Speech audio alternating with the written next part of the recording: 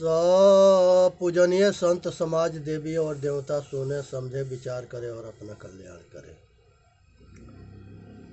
सब धरती कागज करूं,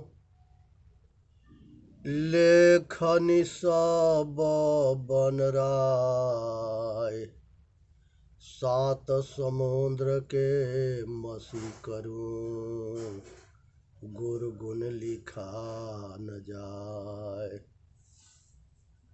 हे भाई, संसार के अंदर मनुष्य जो है गुरु के महिमा कितनों गाले वो पूरा ना होता है। इसलिए गुरु के कृपा बहुत भाग्य से होता है।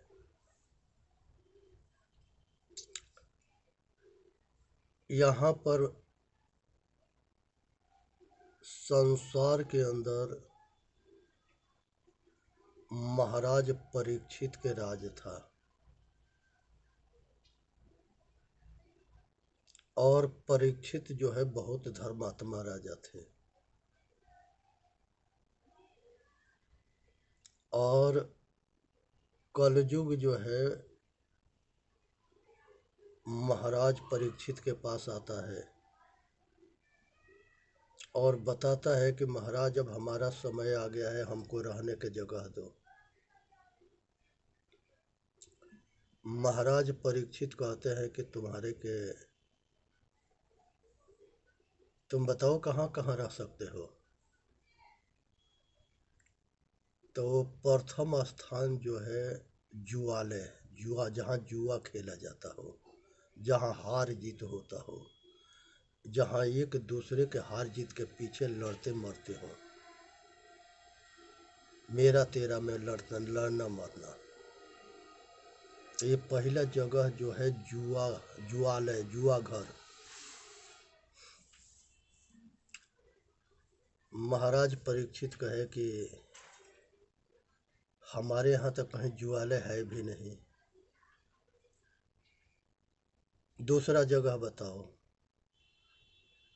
उसने कलयुग ने कहा कि हमको वेश्यालय, जहाँ वेश्यागिरी होता है, हम वहाँ पर रह सकते हैं।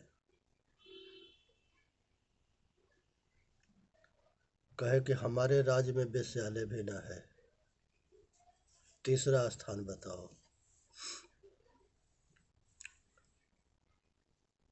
कहे कि जहाँ शराबी हो, शराब जो है पीना वाला, सब जहाँ शराब के धंधा हो, शराबालय, जहाँ मदिरा पान करने वाले इकट्ठे हों, जहाँ शराब घर हो, जहाँ शराबी हो, वहाँ हम काल रहेंगे।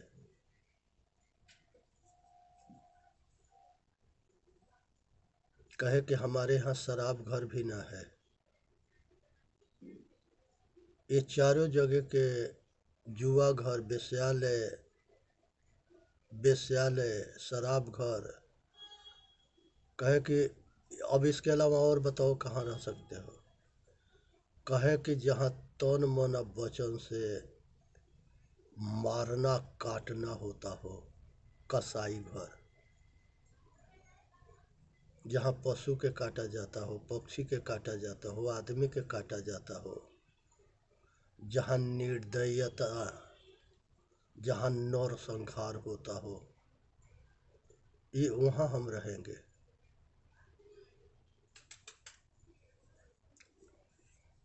कहे कि ऐसे जगह तो ये हमारे यहाँ नहीं है जहाँ कहीं पर इस तरह के कटाई होता हो। कहे कि महाराज तब सोना में हमके जगह दे दो। और राजा जो है सोना में रहने के जगह दे दिए। तो कलयुग कहा कि हम जो है जुआलय में भी जगह बना लेंगे, वेश्यालय में जगह बना लेंगे, मदिरालय में जगह बना लेंगे शराबियों के संगे, और जहाँ कसाई घर है वहाँ पर भी हम अपने जगह बना लेंगे। तो जुआ खेलने वाला, वेश्यागिरी करने वाला और शराबी और कटाई घर, ये दुनिया के अंदर कभी सुखी ना रहते हैं। इसलिए ये सब काम से बचना, जहाँ पर काल स्वयं रहता है। आज जो है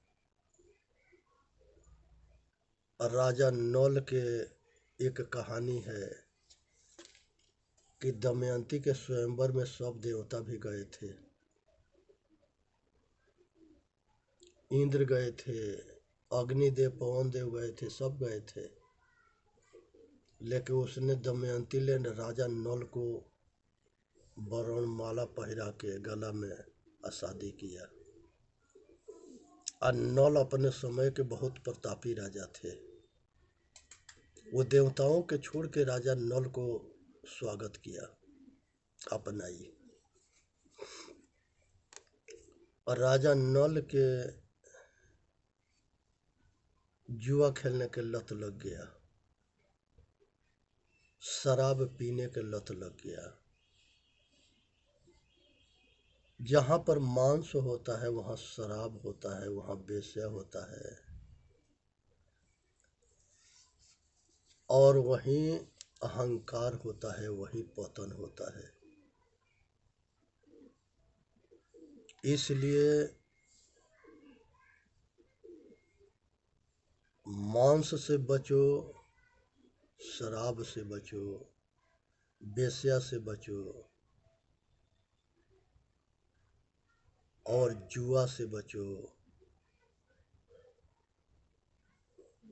कसाई घर से बचो। तो इसलिए ये सब जो है, जो यहाँ रहते हैं, वो सारे के जो है काल जो है ठिकाने लगाता है।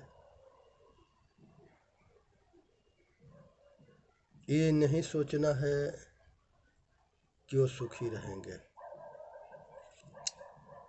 और राजा नल जो है अपने राजपाट हार गए, सब दौलत से खाली हो गए, और राजा से भिखारी हो गए, और बन बन भटकते रहे। नल के अपने पत्नी से साथ छूट गया। ये कनौज के राजा के यहाँ जा कर के रथवान के काम करने लगे नल। और रानी धीरे धीरे एक राज्य में जहाँ पहुँची, जहाँ उसके पिता के रिश्तेदारी वहाँ था, तो वो धीरे धीरे अपना घर पहुँच गई।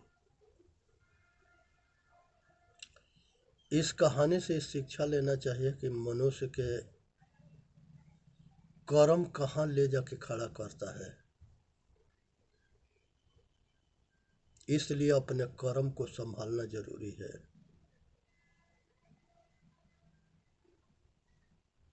अपने कर्म के संभाल करके इंसान बन गए तो सुखी रहोगे। अपने बाल बच्चों के संस्कारी बनाने में कामयाब हो गए तब बुढ़ौती अच्छा कटेगा। अपने बाल बच्चों के संस्कार देने में विफल हो गए तो दुख पीछा ना छोड़ेगा। इसलिए शिक्षा और संस्कार बच्चों में देना जरूरी है। पहले जो गुरुकुल चलते थे वहाँ शिक्षा और संस्कार दोनों दिया जाता था। आज के समय में शिक्षा तो सबके सपना है कि हमारा लड़का काफ़ी पढ़ा लिखा हो जाए और कलेक्टर बन करके ज़्यादा पैसा कमाए। लेकिन जब उसके अपना पैसा के या अपना पद प्रतिष्ठा के जब अहंकार होता था, उसको कौन बचाएगा? वो पागल हो जाता है। और जब वो पागल होता है तो अपने बाप महतारी के बात ना मानता है। फिर बाप महतारी जो है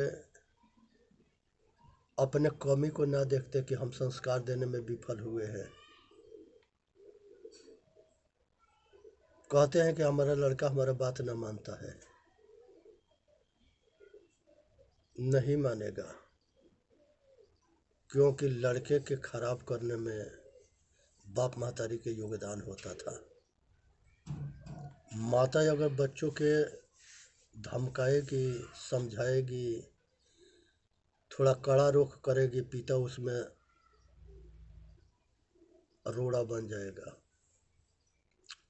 पिता बच्चों के लिए टाइट करना चाहेगा कि इसको सतमार्ग में थोड़ा कड़ा पड़ करके इसको डरवाएगा, धमकाएगा, तो उसमें माता ढाल बन करके आ जाएगी। ये दोनों के ढाल बनना लड़का के मंजियत बनाना है, और लड़का मंजियत बन करके खराब हो जाएगा तो घर खराब हो गया। एक किसान था, वो किसान जो है कानपुर के एक जिम्मेदार के यहाँ एक हरवाह रहता था, बाबू साहब के हर हाँकता था। एक उसके लड़का हुआ जो पढ़ने लिखने में अच्छा था।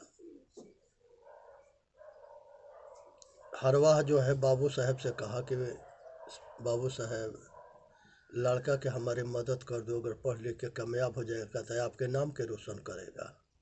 कि बाबू साहब पढ़ा दिए। बाबू साहब धर्मात्मा थे, पढ़ा दिए उसको। लड़का कलेक्टर बन गया।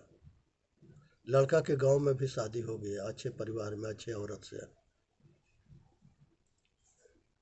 और जब कलेक्टर बन करके कानपुर में गया तो वहाँ पर भी जो है एक अच्छे लड़की से शादी कर लिया। अब बाप महतारी के जो है खर्चा बर्चा भेजना बंद कर दिया। अब खर्चा बर्चा भेजना बंद कर दिया, ये बात के जो है बाप महतारी सोचे कि अब क्या करें। तो कुछ दिन के बाद उसके पिताजी जो है लड़का से मिलने जाते हैं, और लड़का की माँ जो है अपने पति को भेजती है कि बेटा के देख कर के आओ क्या समाचार है, कि घर पर पत्नी है, हम लोग हैं, हम लोग को खर्चा बर्चा देना बंद कर दिया। पिताजी कानपुर पहुँचे, टूटा चप्पल था, फटा कपड़ा था, मैल कपड़ा था। वो कलेक्टर के यहाँ जो है सब कुछ एयर कंडीशन था। चौकीदार से, गार्ड से कहा कि हम कलेक्टर के बाप हैं, हमके जाने दो अंदर। वो तो विश्वास ना कर रहा था, लेकिन एक उसमें सज्जन आदमी था, उसने जाने दिया। सामने एक हॉल था, उसी में अधिकारियों के वो क्लास ले रहे थे कलेक्टर साहब। वहाँ पूछ लिया कि कहाँ पर है, तो बता दिए कि वो सभा में है। वहीं चले गए। जब अंदर गए तो कलेक्टर साहब जो है वहाँ के आदमी अधिकारी देख करके पूछे कि ये कौन है। वो कलेक्टर कहते हैं कि ये हमारा नौकर है। उसके बाप जो है सबके बीच में कहा कि ये हमारा बेटा है।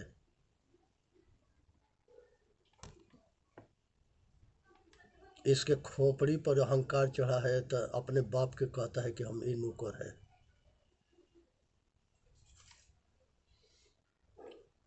तो इसलिए जो है बेहोश होने की ज़रूरत ना है, होश में रहना ज़रूरी है। जोश में होश ना खोना है। फिर उसके बाद से उसकी औरत वहाँ वाली जो थी वो बुढ़ा के अपमान कर दी। बुढ़ा अपने घर आ गया, सारा कहानी जो है घर के अपने पत्नी को बताया, और बुढ़ा वहाँ कह दिया कि आज के बाद वो घर में तुम मत आ जाना। तो ऐसा ही निकम्मा संतान हो जाता है अगर बेसंस्कारी हुआ तो। पहले के लड़के होते थे, माता पिता के पैर छू के नमस्कार करते थे, तो झोंकने की आदत होता था। प्रातः काल उठहु रघुनाथा, मात पिता नवावहु माथा।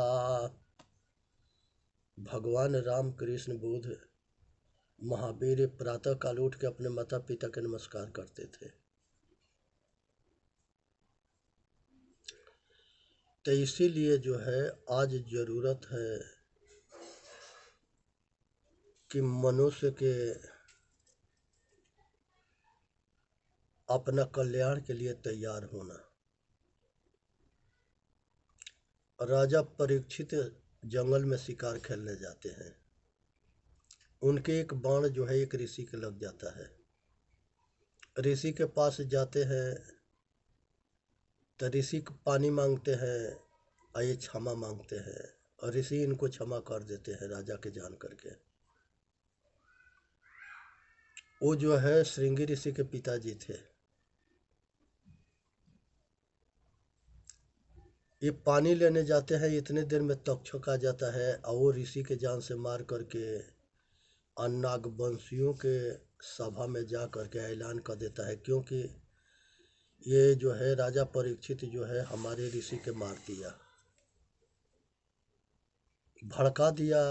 आप भड़का करके और राजा परीक्षित के कबीला वाला उनके सबके दुश्मन बना दिया। राजा सभी से क्षमा मांगने जाते हैं और सभी क्षमा कर देते हैं नागवंशी, लेकिन तक्षक जो है पीछे से धोखा से मार देता है राजा के। मार देने के बाद से उनके अंतिम को संस्कार होता है और उनका लड़का जन्मेजय होता है। जन्मेजय जो है सारे नागवंशियों के वो भी जो है मरवाता है, और नागवंशियों के जान बचाना भारी पड़ जाता है। तक्षक की एक बेटी होती है, उसे जन्मेजय प्रेम करता था। लास्ट में उसे वो शादी भी कर लेता है, जन्मेजय की, राजा जन्मेजय। तो यहाँ पर ये चीज़ को समझना चाहिए। उनका एक उपरोहित था और राजा जन्मेजय से कहा कि आप जो है यज्ञ करो, हवन पूजा करो, इससे तुम्हारा ग्रह टर जाएगा। जन्मेजय आत्मज्ञानी थे, वो जानते थे कि इसके कर्मकांड से कुछ होने वाला ना है, मने कर दिए। तो वो अपने पत्नी के संगे उपरोहित जा रहा था, तक्षक से सब कहानी सुनाया। तक्षक कहा कि हम तुमके 5,000 असरफी देते हैं, तुम जो है हमके तक्षक तक पहुंचा दो। तक्षक कहा कि हमके जन्मेजय तक पहुंचा दो, राजा परीक्षित तक। तो वो लालच में आ गया और वह जो है सब रास्ता बताया जिससे कि राजा परीक्षित के तक्षक ने मारा था।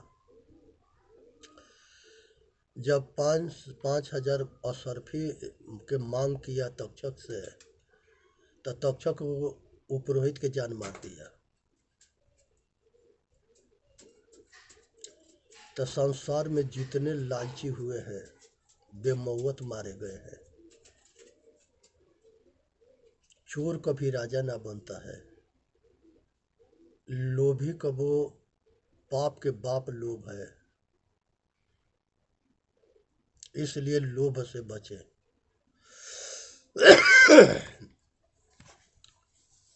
काम, क्रोध और लोभ ये नरक का दरवाजा है। तो इसलिए जो है जितने जो है कुकर्मी, पापी, दानव, दैत्य, राक्षस, कुकर्मी, विधर्मी नरसंहार करते हैं, ये सबसे बच के रहना है। परिवार के, समाज के, राष्ट्र के, देश के सब मानव जाति के दुश्मन होते हैं। इनका कोई धर्म ना होता है, विधर्मी होते हैं। ये अपने मतलब स्वार्थ के लिए कुछ भी कर देंगे।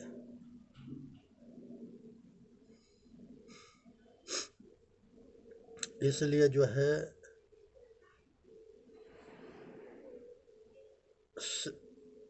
इसको जो है कुछ अनाड़ी जो है ऐसे कहानी बनाए हैं कि श्रृंगी ऋषि के पिताजी जो थे तपस्या कर रहे थे, जन्मेजय एक मरा सांप लपेट दिए और तक्षक ने जो है श्रृंगी ऋषि उसको श्राप दिए कि यही सर्प जो है उनको डसेगा, और इसी के आधार पर जो है सुखदेव जी आत्मज्ञान के उपदेश दिए थे। लेकिन नागवंशी, सूरजवंशी, चंद्रवंशी सब आर्य थे, भारत के राजकुमार थे, ये सांप उप नहीं थे, मूर्ख बनाया गया है। ये कभी ना, ये यहाँ किसी के दोष भी देना ठीक ना है, क्योंकि देश गुलाम था और कौन कहाँ क्या मिलाता है, हम जो है महापुरुषों के दोष ना देंगे। ऐसे काम जो है विधर्मी करते हैं, ग्रंथ के खराब करना, सतग्रंथ, धर्म ग्रंथ, इतिहास के खराब करना, संस्कृति के खराब करना, ये सारे जो है विधर्मियों के काम है। इसलिए आज ज़रूरत है कि अपने बुद्धि विवेक से सत असत के निर्णय करो, सत्य के अपनाओ, असत्य के त्याग करो। इसी में मानव जाति के हित है। संसार के अंदर जो है मेघनाथ के शादी जो है नागवंशियों में हुआ था, जिसकी पुत्री सुलोचना थी या वो सती थी। द्रौपदी जो है वो भी नाग कन्या थी। जो पांडव से शादी हुआ था, महाभारत के पांडव सब नागवंशी थे।